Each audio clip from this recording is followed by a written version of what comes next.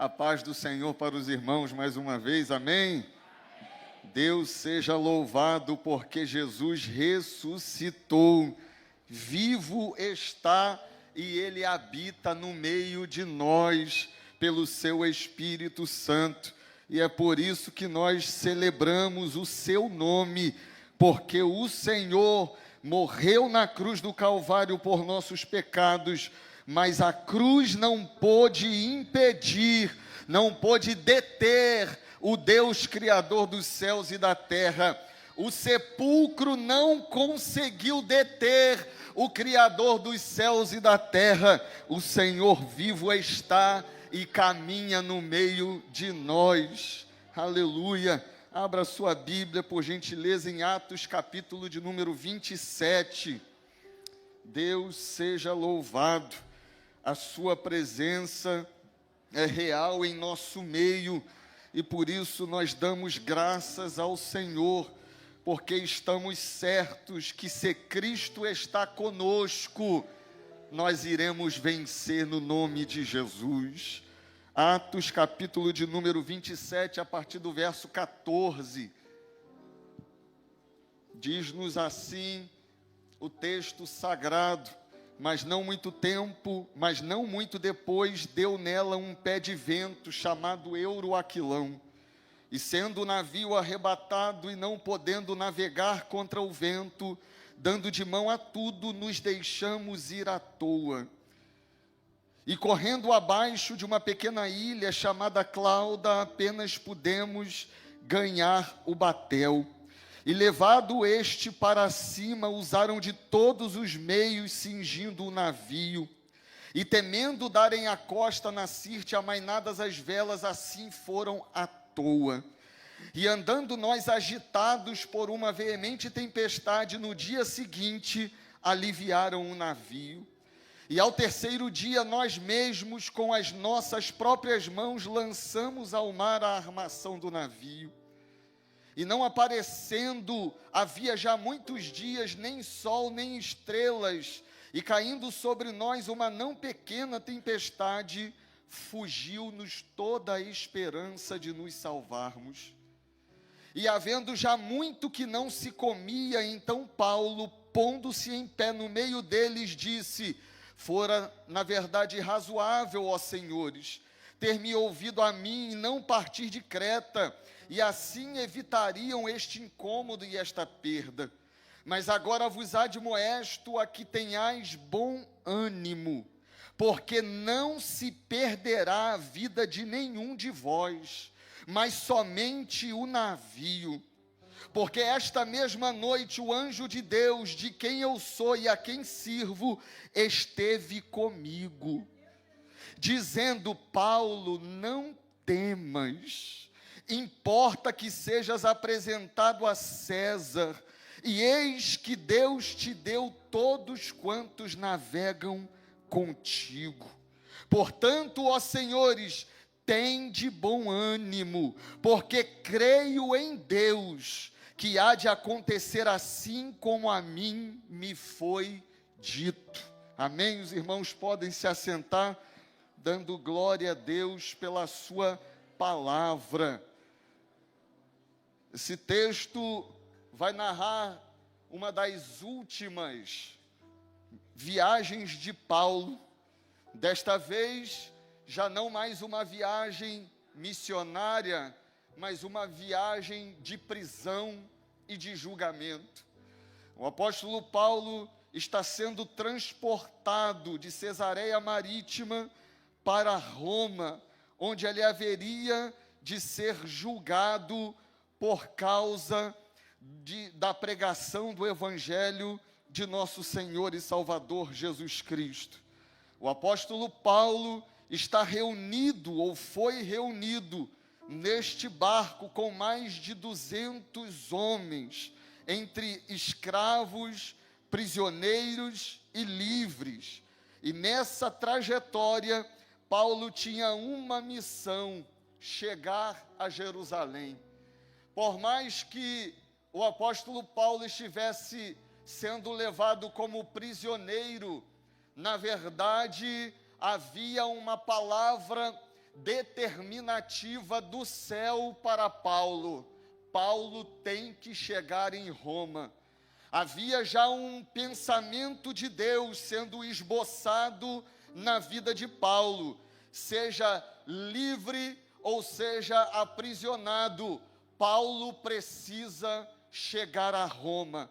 Fazia parte dos desígnios eternos de Deus que Paulo chegasse na capital do mundo antigo, para que não somente fosse julgado, mas para que também ele fosse como um porta-voz, um proclamador, um arauto do céu naquela capital.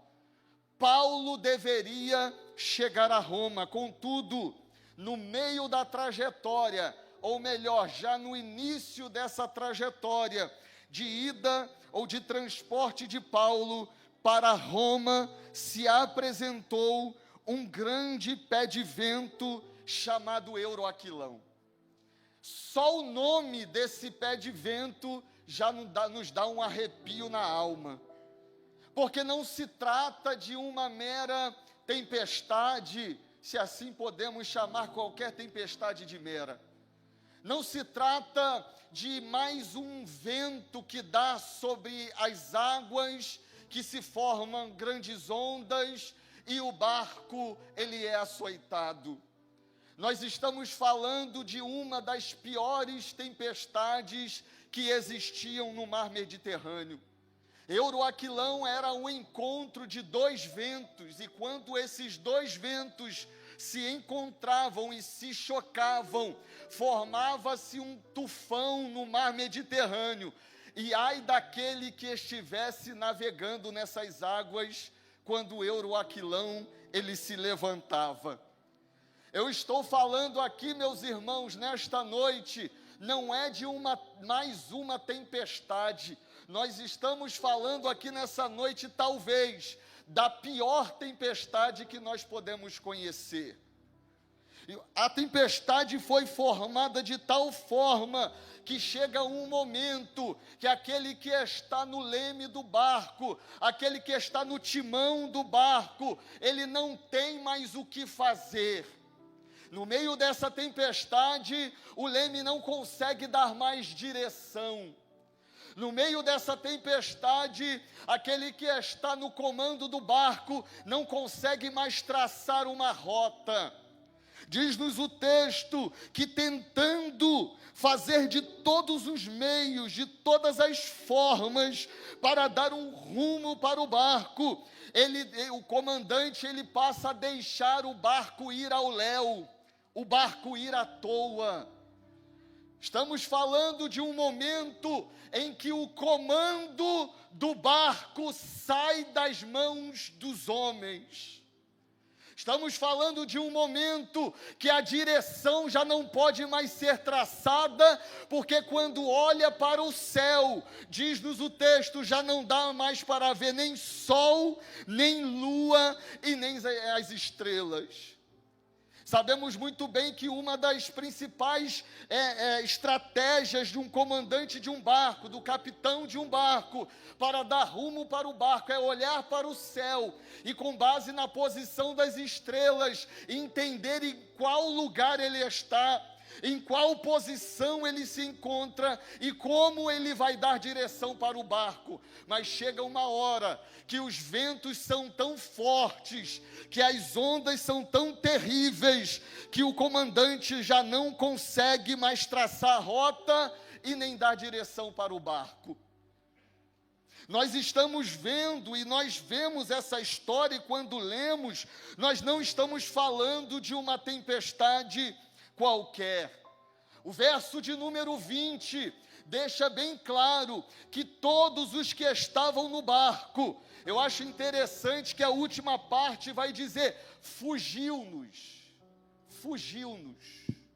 toda a esperança de nos salvarmos.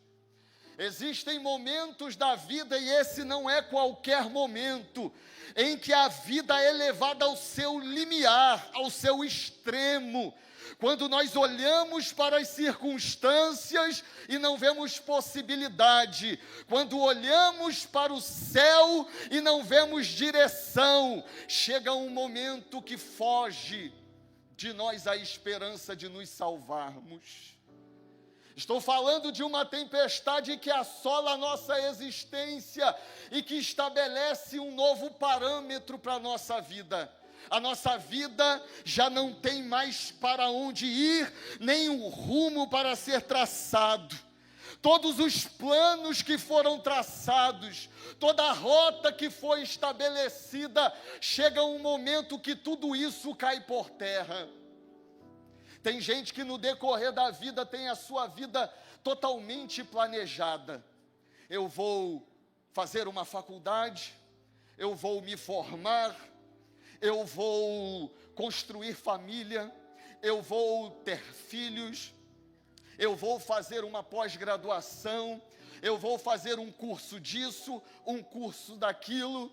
Mas chega determinados momentos que às vezes um euroaquilão bate na nossa porta e pega todos os nossos papéis e joga para o alto, e já não sabemos mais a direção a quem tomar. Eu vim nessa noite para falar sobre essa tempestade. Sobre a tempestade que tira de nós o controle e que nós pensamos que também fugiu do controle de Deus. Os irmãos se lembram que eu disse no início, os desígnios eternos de Deus para o apóstolo Paulo havia estabelecido uma rota e um destino para Paulo. Essa rota e esse destino iriam culminar em Roma, porque importava que Paulo chegasse a Roma. E por mais que um euroaquilão tenha se levantado para tentar tirar Paulo do rumo, a palavra e o desígnio de Deus permanecia de pé. Paulo tem que chegar a Roma. Por mais que ventos contrários tivessem dado contra este navio, e de repente não tinha muitos homens para clamar, porque na verdade a maioria poderia ser de homens que não serviam ao Senhor. Tem um homem dentro desse barco que tem um destino traçado por Deus. Importa que Paulo chegue a Roma. Em nome de Jesus eu vim nessa noite para dizer para a tua vida, euroaquilão se apresentou para tirar a tua rota, euroaquilão se apresentou para mudar o teu rumo, euroaquilão se manifestou para te afastar do teu destino, mas tem uma palavra do céu para a tua vida, você vai chegar no destino traçado por Deus dessa terra. Oh, glória! Euroaquilão às vezes se manifesta como uma enfermidade. Euroaquilão se manifesta às vezes como uma porta fechada.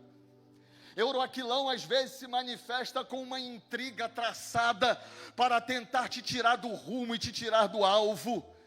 Mas se tem crente fiel dentro do barco, crente que navega com destino traçado por Deus, não se desespera quando vem euroaquilão, porque sabe que quem dá o rumo da sua história não é capitão da terra, não é comandante do barco, não é empresário que tem caneta, é o céu.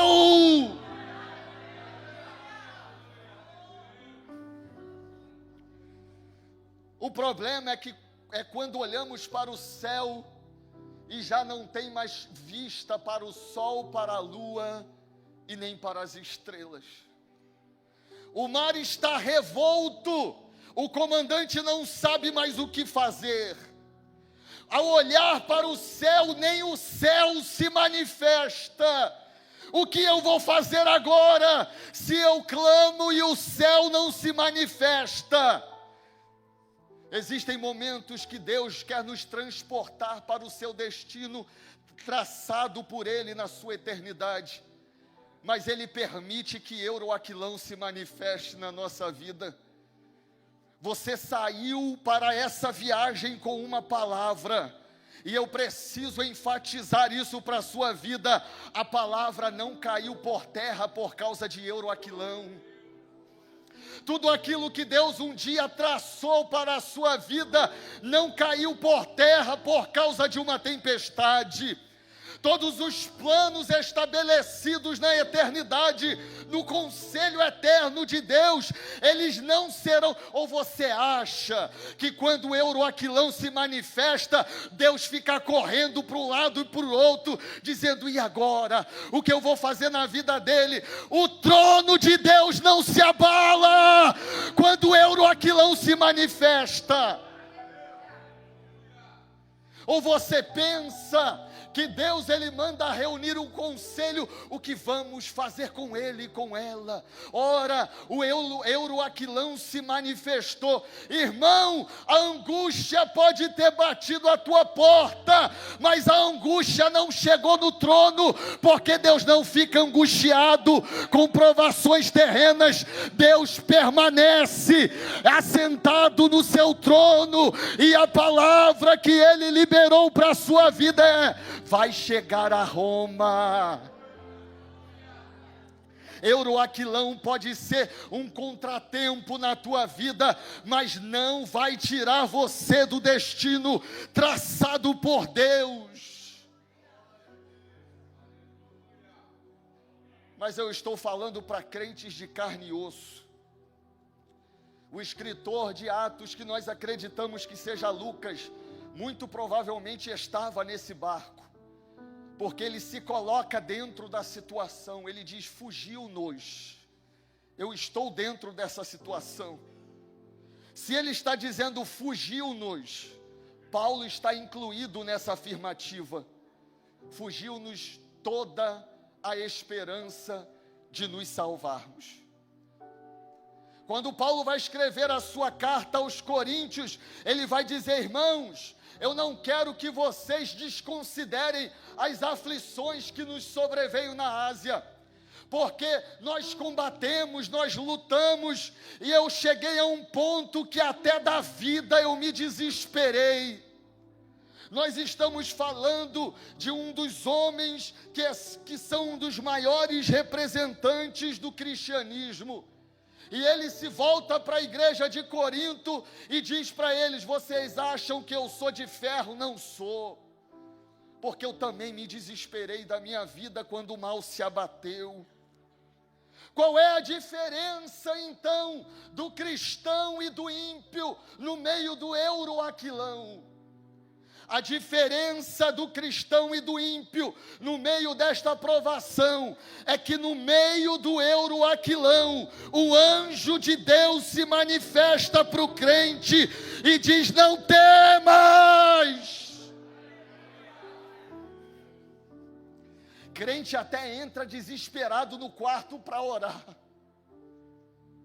mas quando sai do quarto está dizendo: não temas.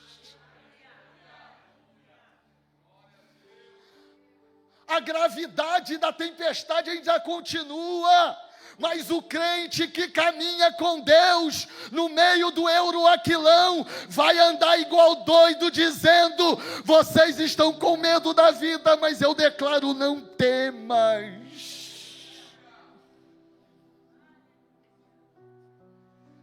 Porque o crente é mais forte que o outro? Não.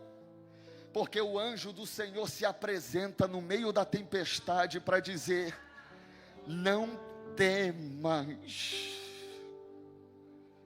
O que fazer no meio da tempestade, se não ver todas as coisas saindo do lugar? Pegar os excessos que estão no navio e serem atirados no mar?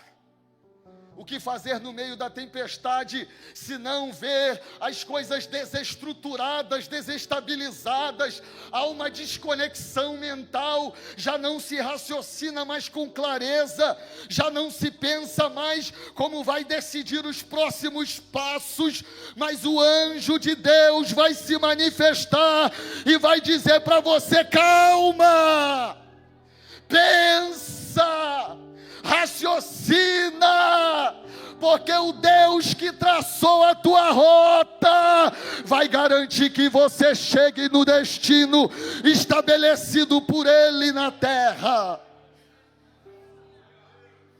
Oh Jesus, e eu sinto a presença de Jesus como bálsamo nessa noite, dizendo: meu filho, para de olhar para Euroaquilão nessa noite, olha para mim. Euroaquilão está te desestruturando, está bagunçando a tua vida, mas eu estou assentado no trono e eu não mudo.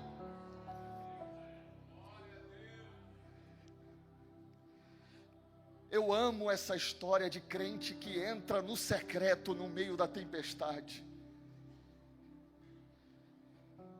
Paulo vai dizer: foi-me dado um espinho na carne, a saber, um mensageiro de Satanás para me esbofetear. De maneira que eu orei 3 vezes ao Senhor, pedindo que fosse me tirado. E o Senhor Jesus me respondeu: a minha graça te basta, pois o meu poder se aperfeiçoa na fraqueza.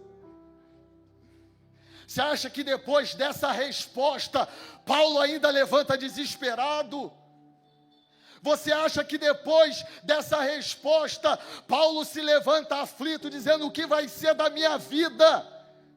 A fraqueza de Paulo não foi tirada. Então o que eu vou fazer agora? Eu vou mudar a minha perspectiva em relação à fraqueza. Porque a fraqueza estava tirando a minha paz, a fraqueza estava tirando o meu sossego. E agora, pois de boa vontade me gloriarei nas minhas fraquezas, porque quando eu estou fraco, aí é quando eu estou forte. Eu amo o encontro com Deus no meio do Euroaquilão. Porque quando Deus se manifesta no meio do Euroaquilão, Ele diz para você: calma, porque vai passar. O Paulo que fugiu à esperança de se salvar, ele modifica o teu pensamento no versículo de número 22. Ele vai dizer: mas agora vos admoesto. Eu estou falando de uma autoridade que Deus está dando para crente no meio da tempestade. Sabe que autoridade é essa? Esse Euroaquilão não vai tirar a tua paz, e você ainda vai ser levantado no meio da tempestade para dizer: tenha bom ânimo, porque ninguém se perderá, a vida de nenhum de vós será tirada. Deus está levantando crentes nesse tempo para passar no meio do Euroaquilão com o ímpio. E o ímpio, quando estiver pensando em tirar a sua vida, o crente vai dizer: para! Não faças tal coisa! Porque o Deus a quem eu sirvo e a quem eu pertenço, Ele está conosco aqui no barco, e Ele está dizendo: não se perderá, não se perderá, não se perderá. Na tua casa ninguém se perderá, na tua família não se perderá, porque você está em contato com o eterno no barco. Se isso fosse um acaso, Lucas não repetiria essa frase 2 vezes. Verso 22, mas agora vos admoesto, a que tenhais bom ânimo. A que tenhais bom ânimo. Verso de número 25, portanto, ó senhores, tende bom ânimo, porque creio em Deus, que há de acontecer assim como a mim me foi dito. Crente que entra no secreto, no meio do Euroaquilão, só precisa de uma palavra. E essa palavra é suficiente para se levantar, para lavar o rosto, para caminhar com confiança. Oh Deus! E para dizer: tem de bom ânimo, porque uma palavra foi liberada. Nessa noite tem uma palavra sendo liberada ao teu respeito. O teu sepulcro não será no fundo do mar Mediterrâneo, porque importa que você chegue em Roma. Levanta, lava o seu rosto, enxuga as tuas lágrimas. Se tinha alguém desesperado contigo, chega em casa nessa noite e diz: calma, ninguém se perderá, porque o anjo de Deus, a quem eu sirvo e a quem pertenço, disse: tem uma palavra. O céu abriu? Não, mas eu tenho uma palavra. O mar parou de se agitar? Não, mas eu tenho uma palavra. O diagnóstico mudou? Meu Deus, não, mas eu tenho uma palavra. Essa palavra não foi do homem mais poderoso da terra. Essa palavra não foi do teu amigo no dia da adversidade. Essa palavra nessa noite está descendo como um decreto do céu. Não temas, porque ninguém há de se perder nessa tempestade. Euroaquilão chegou, mas da mesma forma que chegou, ele vai embora. Mas você vai chegar no destino estabelecido por Deus. Tem de bom ânimo. O que é ter bom ânimo? A provação está te espancando. Você levanta, põe a sua melhor roupa, sai na rua com um sorriso no rosto. Meu Deus, o inimigo olha para você e fala assim: está virando doido. O vizinho olha para você e fala assim: está perdendo a estribeira. Mas ele não sabe que na noite anterior o céu se abriu no teu quarto. Deus se manifestou e disse: não temas, porque importa que você chegue no destino final da tua trajetória. Levante-se nesta noite, erga mais uma vez a tua voz. Parou de cantar, canta de novo. Parou de pregar, prega de novo. Porque Euroaquilão vai acabar, mas aquele que faz a vontade do Senhor permanecerá até o fim. Ah, Jesus, isso é coisa de crente.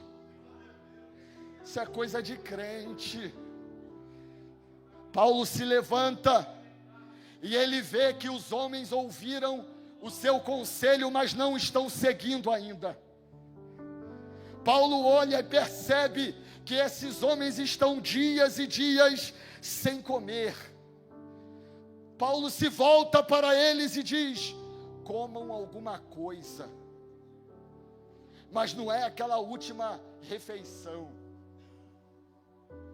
Não é aquele último frasco de azeite.